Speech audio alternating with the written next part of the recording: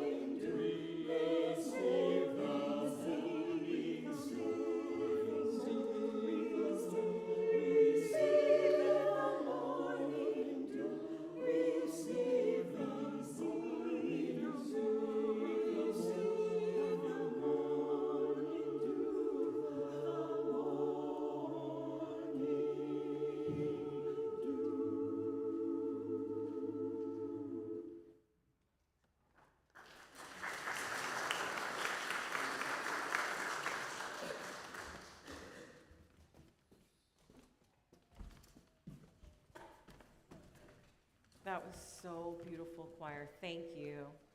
And I have to admit, contemplating the morning dew felt slightly cooling. I offer you these words by the Reverend Kim Mason, a Unitarian Universalist colleague of mine. Once upon a time, chemists believed they could transform lead into gold or death into life. We laugh, but are we not also in the business of alchemy, turning loneliness into connection, pain into comfort, anger into solidarity, and faith into action?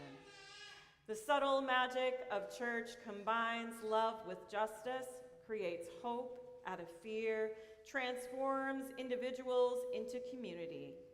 Here, we engage in holy alchemy, finding beauty in the ordinary and life in the present.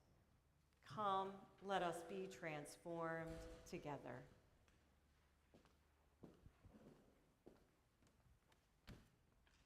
Rev Nancy. Woo!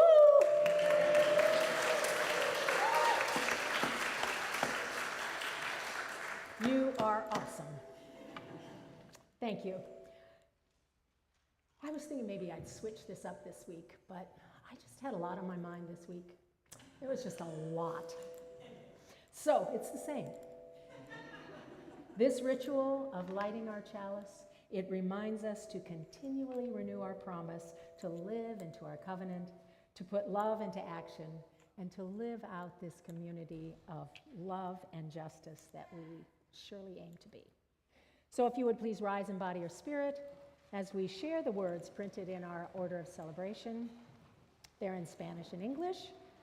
If you're with us online, you know we love to know where you are lighting that chalice from.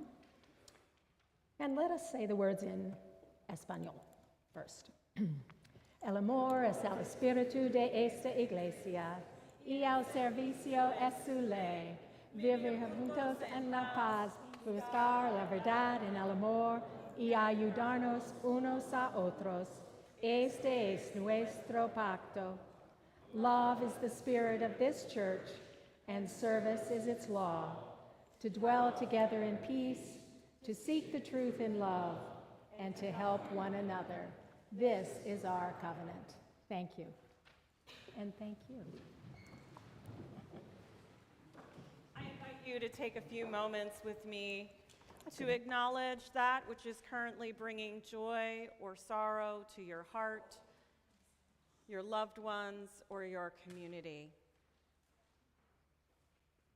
A joy and gratitude for every single person who made last week's ordination of Reverend Nancy extraordinary. And it was extraordinary.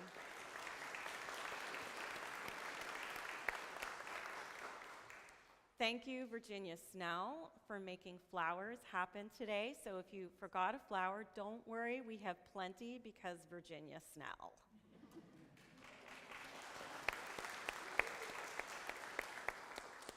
And like many things at All Souls, we have space for beauty and function because Phil Soper is here. And Phil created the lattice work we see, so thank you, Phil.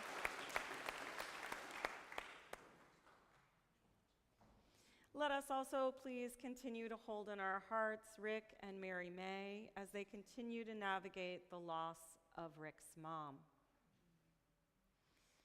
I want to name in this community some events that are happening nationally, some events that have happened nationally, and some things that are happening globally that may already be on your hearts.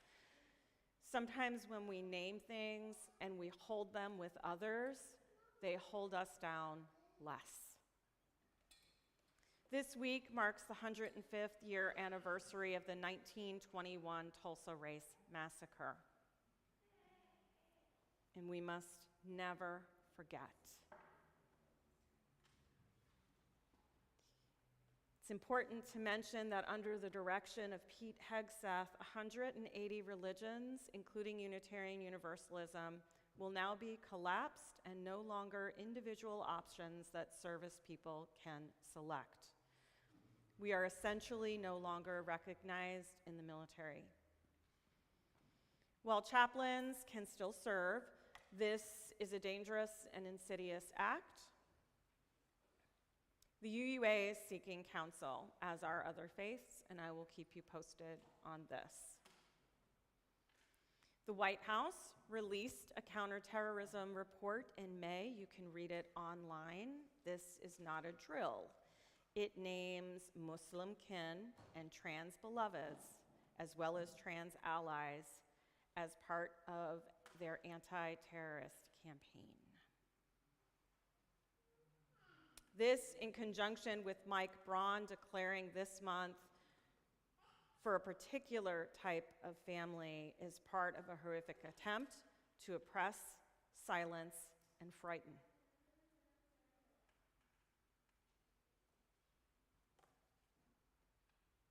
According to journalist and activist Qasim Rashid, June 4th was the 107th anniversary of the 19th Amendment. But it only gave white women voting rights because of systems of oppression.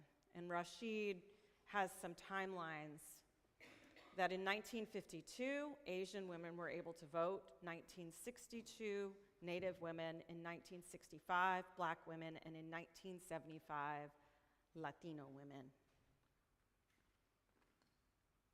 As the SAVE Act continues to be something we fight, this is something to keep in mind.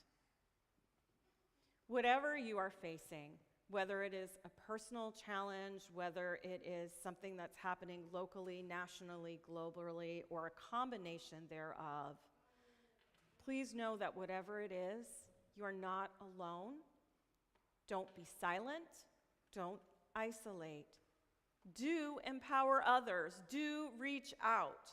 A better world begins with a loving heart, good communication, connection to community, and the next best right action. And that is a formula for hope as well as change. So let us hold a moment of silence together, present to the joys and sorrows of this community, and with each breath, may we make space for hope.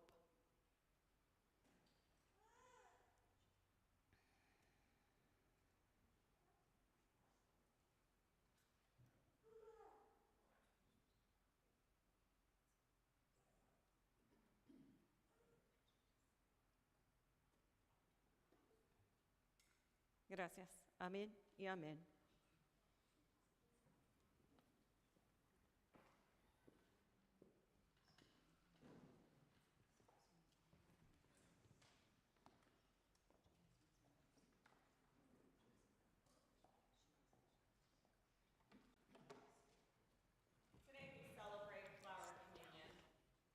This is a uniquely Unitarian Universalist celebration which was created by Czech Unitarian ministers, Dr. Norbert and Maha Čapek, who founded the modern Unitarian movement in the Czech Republic.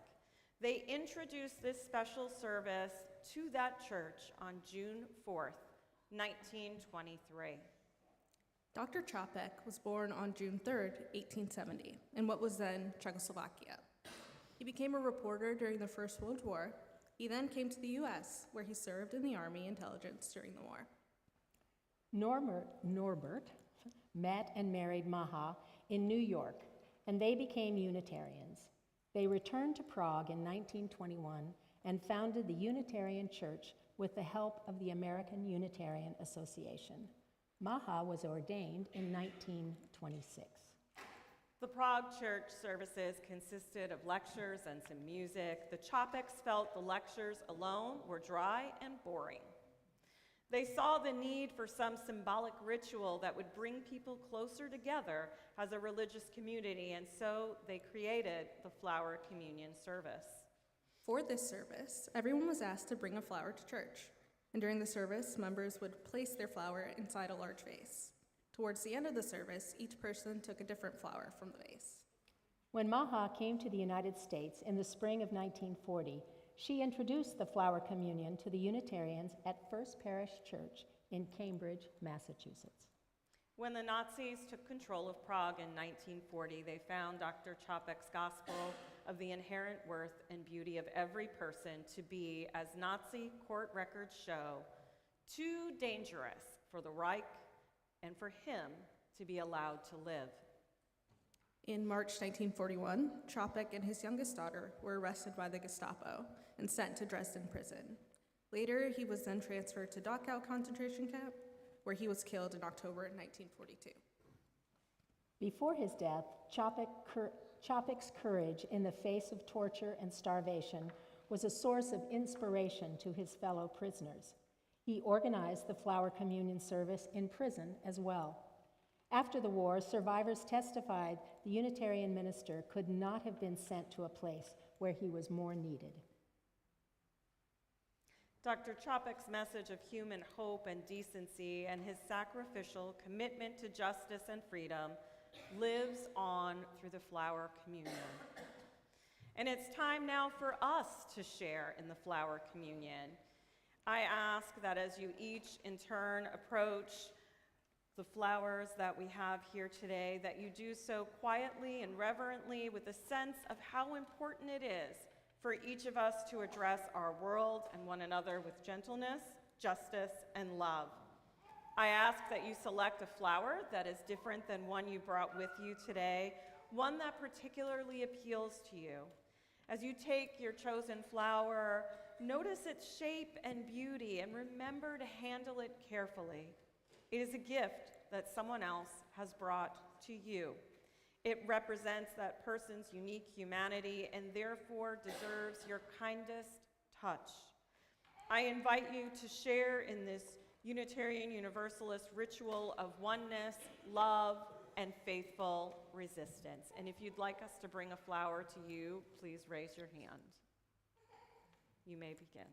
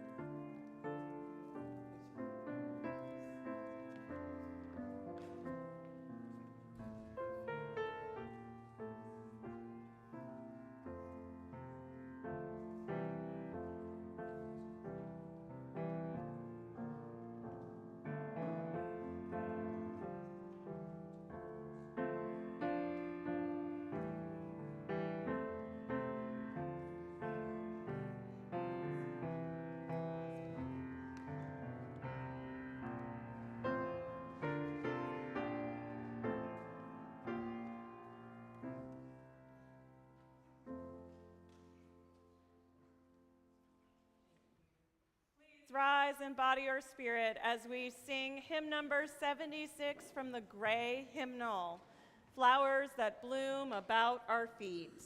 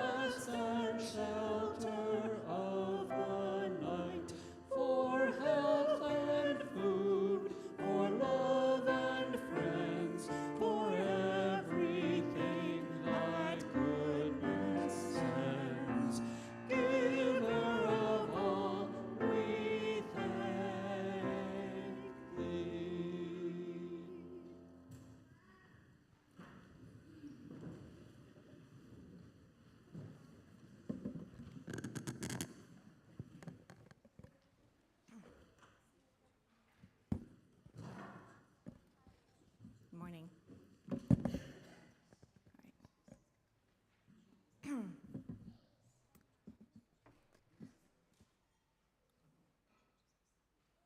So, scientifically speaking, a rainbow is a visual manifestation of light waves that humans, perceive with our eyes. And I recently actually did a bit of a dive on rainbows, and I found out that there are actually infinite colors in a rainbow, and everyone perceives the colors of a rainbow and the borders between those colors slightly differently because of the way your eyes are made. And that's just one way. So like so many other things that we are taught, Roy G. Biv is a construct. It hides the complexity and the infinite colors of the human experience. I think that the rainbow is a beautiful symbol for pride and of the expansive, infinite ways of being and loving that we all share. Supporting the LGBTQIA+ community during Pride for me is a recognition of the deep loving connection between me and those around me. It is spiritual praxis, It is solidarity. It is saying, I see you, you are worthy, you are loved, and you are loved just as you are. Nobody can take that from you.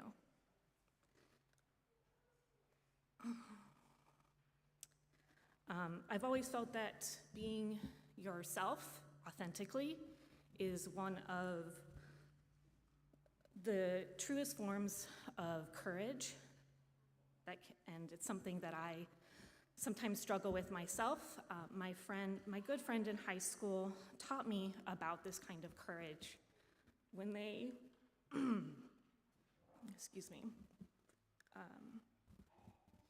came out to me one night on the playground next to my house, talking to me about their true self and trusting me with her true self, even when her family could not see that. And I started going to Pride events because it felt important to be a witness to love and courage.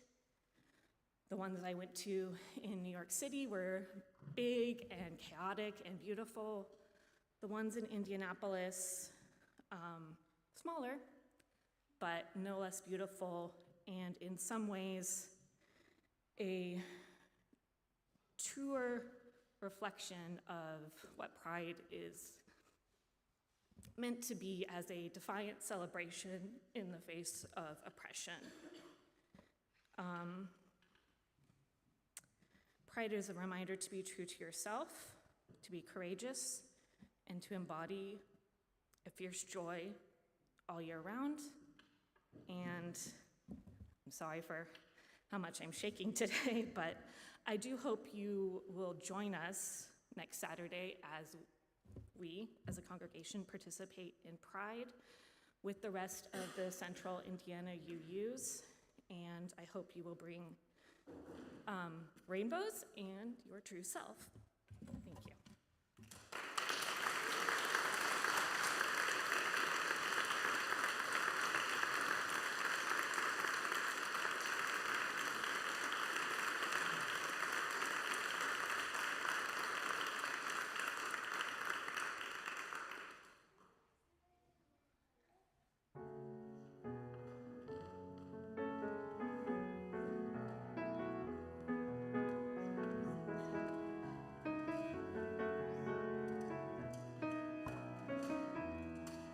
We will now be singing hymn 1053, which is in the teal hymnal. Please join us in body or spirit.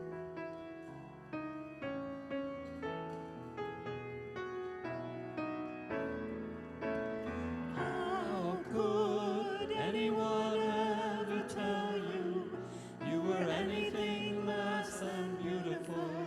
How could anyone ever tell you you were less than whole? How could anyone fail to notice that your loving is a miracle? How deeply you're connected to my soul. How could anyone ever tell you you were anything less than beautiful? How could anyone ever tell you you were less than whole? How could anyone fail to notice that your loving is a miracle? How deeply you're connected to my soul.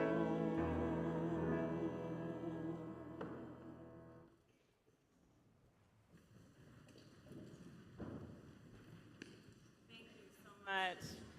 You know, when we celebrate Pride, we're also celebrating some pretty fierce trans beloveds who weren't afraid to throw some bricks. So these perfectly safe to throw in the sanctuary bricks were created by a non-binary colleague of mine, the Reverend Linda Susan Ulrich, and I'm gonna toss them out for you all. I can't promise, I'm just gonna hand you one because I'm a little dangerous. Elaine, thank you. Oh, Evangelist, whoa, Bruce and Cece, thank you. You are welcome to play with these throughout service. Toss them while you're in the pews. And in general, play. You know, I have some funny things to share today, and I have a lot of serious things to share today, and we can find joy even in the presence of it. So please play. In our congregation, as well as in the world, we need to vision. And it can be really hard to vision when you've tried a bunch of things and they haven't worked. You might start to feel hopeless and like there's only one particular path in front of you. Now, one of my mentors, the Reverend Mary Morrissey, told this story about this little town in Indiana where there was a barbershop. And some of you have heard this story before. It's worth repeating, though. So this barbershop was the center of the community, And it was right next to a grocery store, so parents could drop their kids off and go grocery shopping, and everybody was okay. They'd come back, they'd pick their kids up, or the whole family would just hang out and get their hair cut. And this barbershop had been in the family for generations. Generations. They were pillars of the community. And the current owner sends his son off to school to get an MBA. This child comes home on break and looks at the books, talks to Dad, and Dad says, "We're gonna have to close." Because there was this corporate haircutting place that had opened up in the neighborhood, and they gave $5 haircuts. And no matter how this barber ran the numbers, he just couldn't compete with the $5 haircuts. So the son, in their infinite 20-year-old wisdom, said, "I'm learning about something at school, and it's called visioning, and I want to try something." And the dad was like, I'm so glad you're at school, and also, I've been running this business. I inherited this business. I know pretty much all there is to know about business. But the sense of, well, let's just try a thing, right? It doesn't hurt to try a thing. We're going to play a game, and I want you to write down everything we could do. If we believed it were possible to save the business, what strategy would we employ? He didn't say what's the solution, but what strategy can we employ that we can then build on to save the business? So, first thing Dad says is, "Well, we could close." And he's like, "Okay. Not what we're aiming for, but let's write it down." And he said, "Well, I guess I could put up a banner, but I've put up a banner before. I guess I could put something in the newspaper, but I did that before," because this was back when we actually put things in newspapers, and they were printed. And then on we went, and then they started to get really creative. And after a while, they went back over the list, and there was one thing that really popped. And this one thing generated enough excitement as a strategy that they could build on that strategy, and it saved the business. And you know what it was? It was a banner. Even though previous banners had failed, it was a banner, but this banner said, "We fix $5 haircuts."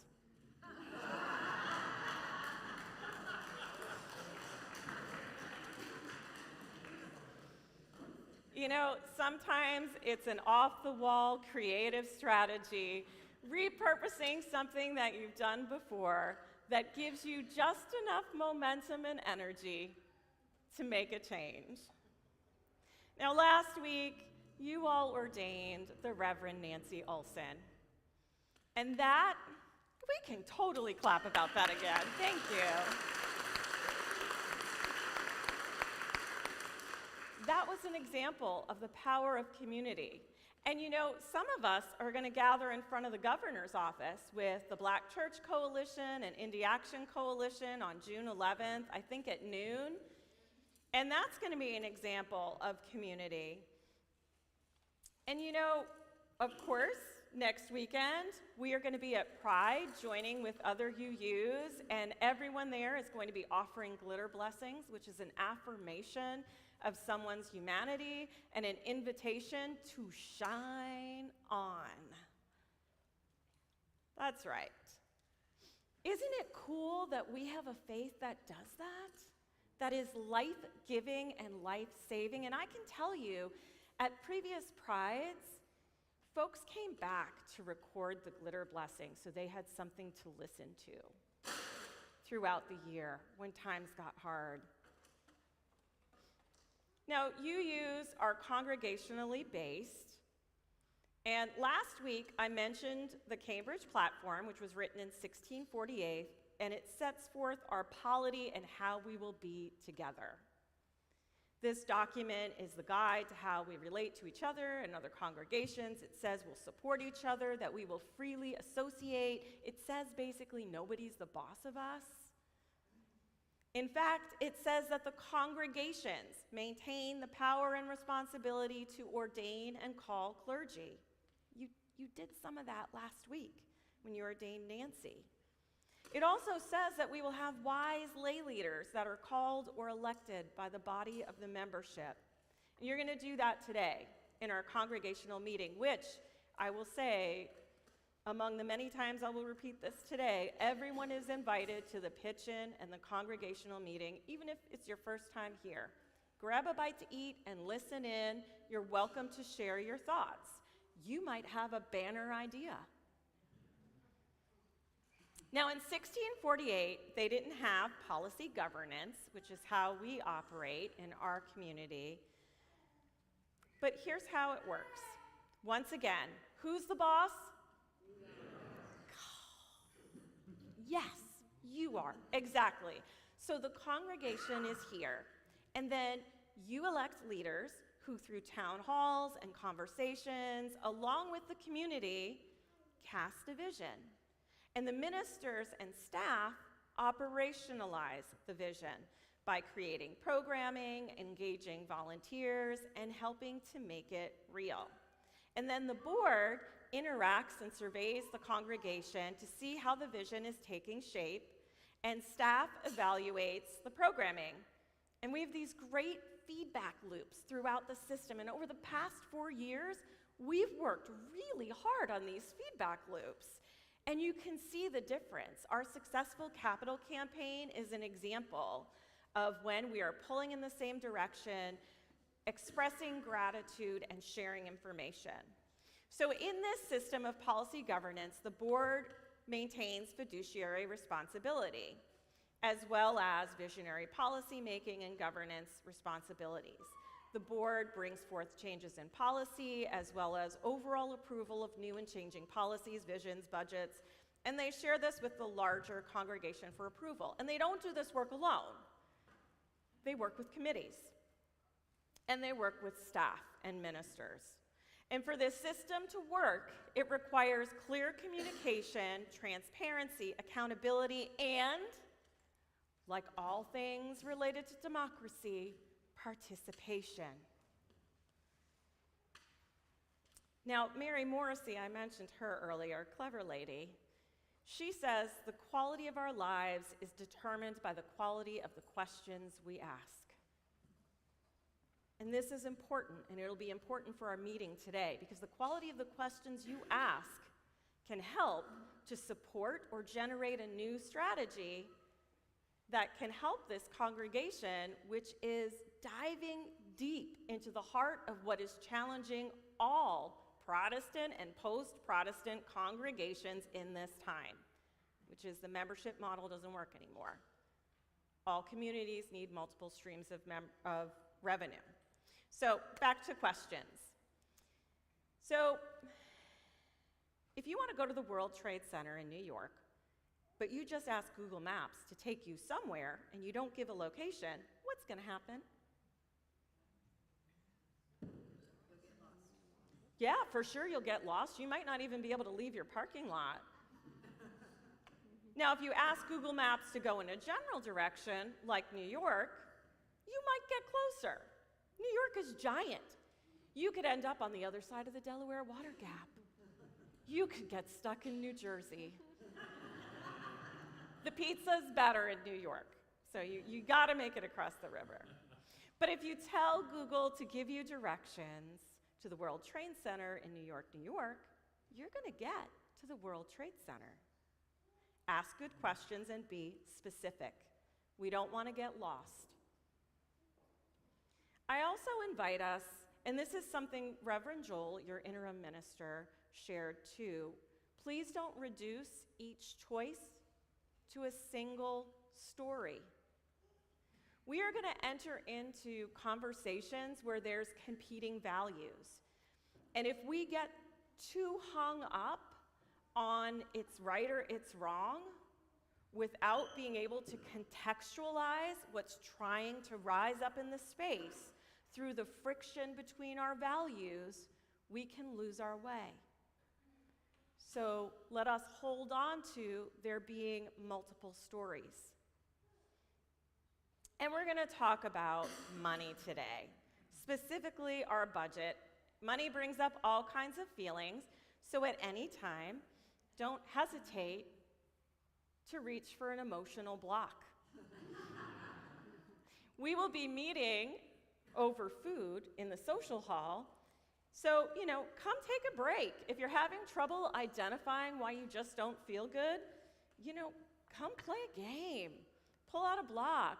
Name the feeling. When we name things, we are able to understand them, or at least begin the journey of creating understanding. It's very important that feelings and thoughts are expressed today and every day. Part of how we practice our faith is by being authentic. It's by wrestling with difficult issues. It's about imperfectly but lovingly and accountably in relationship, trying to find our way respectfully. The system can only move when we transparently and openly discuss these hard things. That said, trying to figure out a way to name our feelings can be difficult, especially for those of us who have very active nervous systems. So when our nervous system is activated, it becomes difficult to access our executive function. So an invitation is, if you start to feel your nerves rising, remember one of my favorite foundational somatic exercises. Notice what's in front of you. Notice what's to your left, what's to your right, what's behind you. Take a breath. That simple act of scanning your environment lets your reticular activating system know that there are not threats in your environment. And then I encourage you to write down your feelings, and it'll help ground you in your body.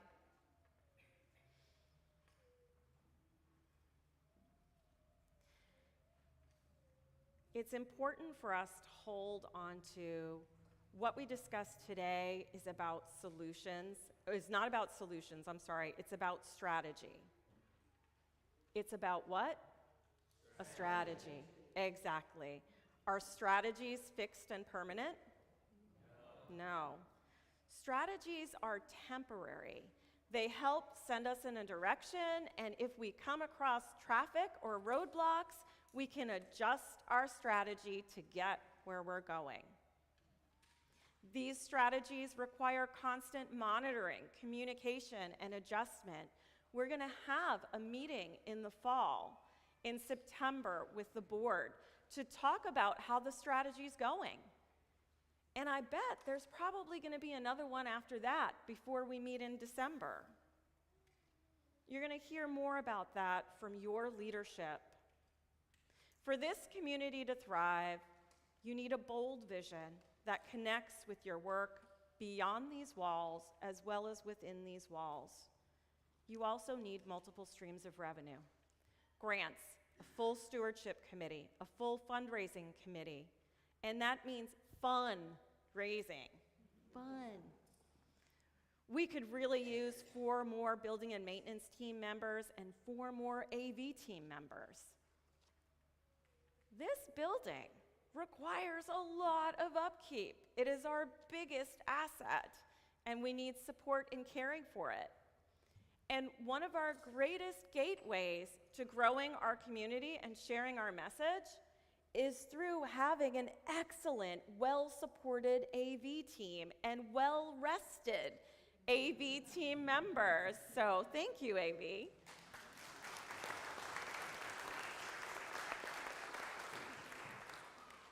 And lastly, every inch of this building and the grounds should be rented and generating revenue in a missional way. You know, Leah, who is one of our staff members and officially on staff now as of June 8th, Leah's been doing tours of small congregations that might want to share space with us. We're renting our parking lot to Habitat for Humanity. How missional is that? And again, if you're new here, please bring yourselves, your ideas, your presence, your perspectives. And if you're wondering if you can vote, if you are a member, if you've signed the book more than 90 days ago and have made a gift of record or have a waiver from a minister, you are eligible to vote. Most of all today, please be kind to each other. Be kind but not silent. Kindness does not mean keeping what you have to share or to say inside. It means taking the risk and sharing it as clearly as you can. Be extra kind to your leaders who've worked so hard and have been facing these hard issues day in and day out.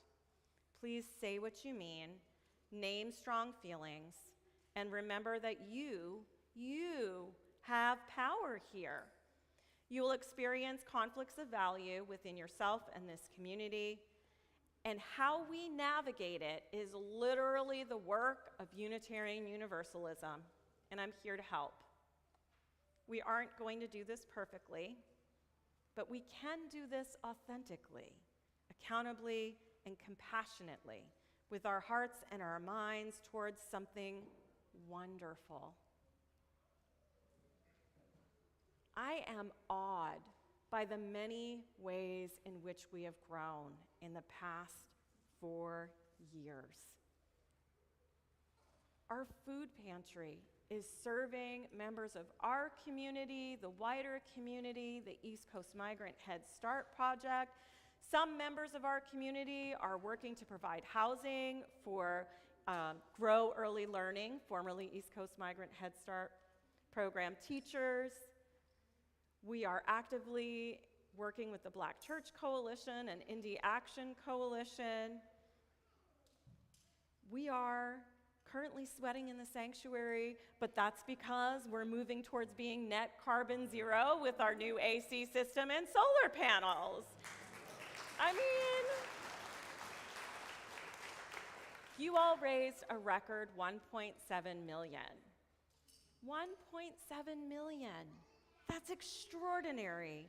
So thank you for your generosity in supporting the mission and vision of All Souls. Thank you for your continued love for each other and for this world. Together we are stronger, together we are better. May hope continue to blossom in your hearts this week as you move forward from this space, always choosing the next best right thing. May it be so. Amen, and blessed be.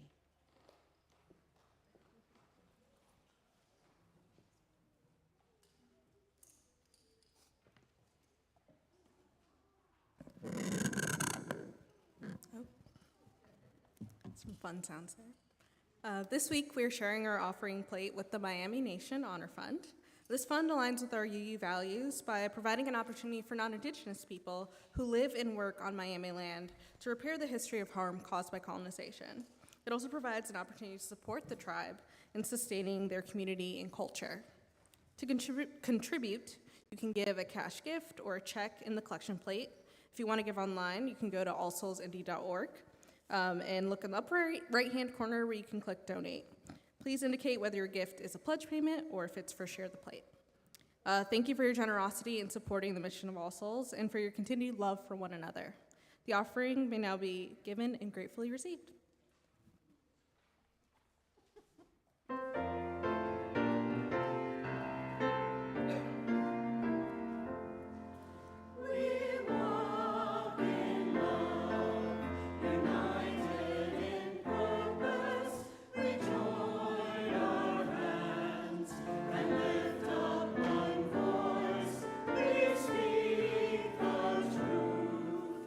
Strength and compassion.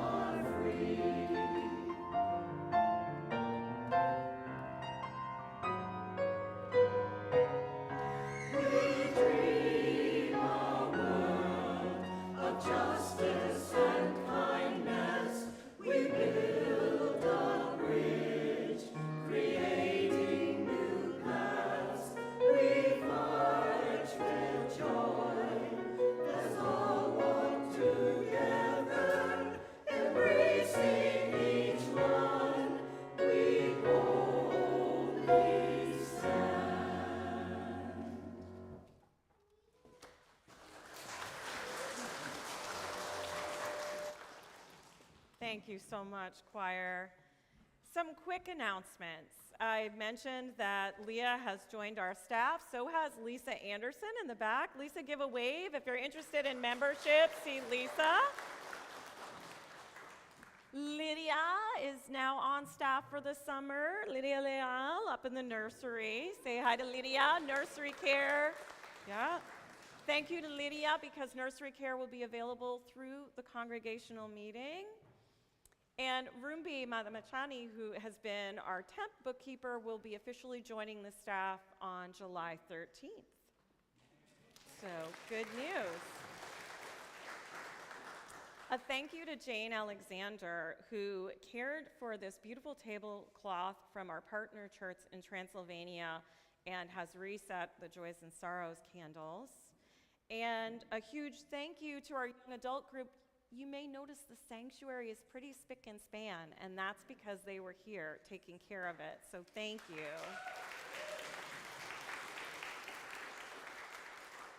We have a few spots left if you'd like to be a delegate for our online General Assembly.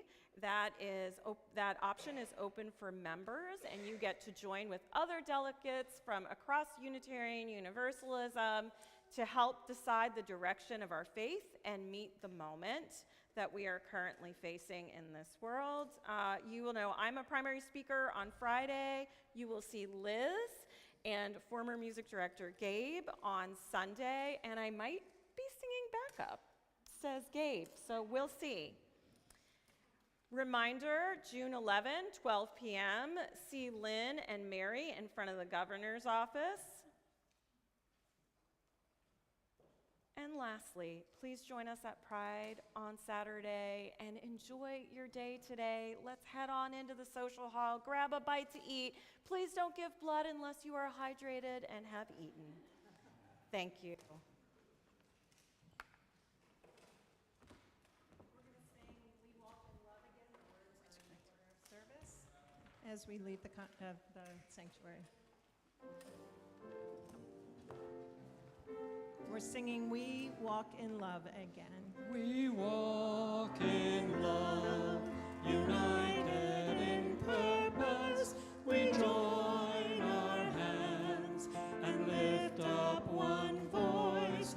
We speak the truth with strength and compassion, resounding with hope, with courage and joy.